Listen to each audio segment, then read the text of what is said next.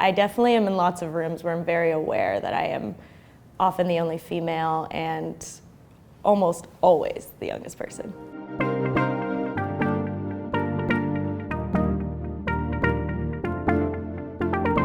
In the past, as we know, these magazines and brands and publications have been led by older white men, and so it brings a brand new perspective. It brings an intersectional perspective. The latest beauty trends, the latest fashion trends, caring about re-wearing your clothes and sustainability, that's something that just innately is all up in my head every day and I'm bringing into the room. I think that my perspective is always obviously starting from a place of inclusivity, but I think it's also just a place of transparency. I'm the first Black woman to lead this publication in the 30 years that Marie Claire has existed in the United States. It's new territory for everyone involved. Millennials are old enough to have seen when there wasn't an embrace of digital, and so we are grateful for the embrace of digital. We don't necessarily take it for granted. I joke like every 3 months I feel like being an editor is a completely different role. In the 80s and the 90s, you were running a magazine and you did 12 issues a year. Now you have the magazine, you have the website, you have digital, you have social media, you have video.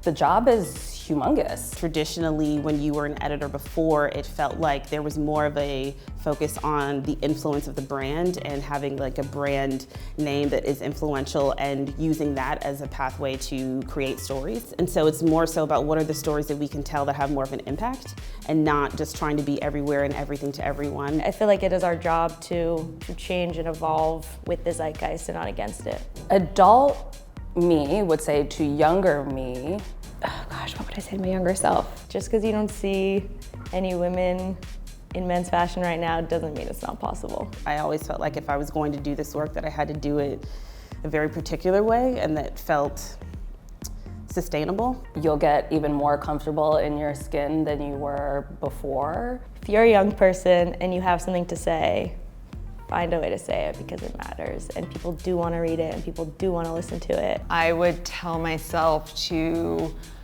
do what you love. I never necessarily thought I would be here. I just wanted to find sort of what is the job that excites me most. If you pursue your passions, you'll meet your best friends and mentors. Don't be afraid.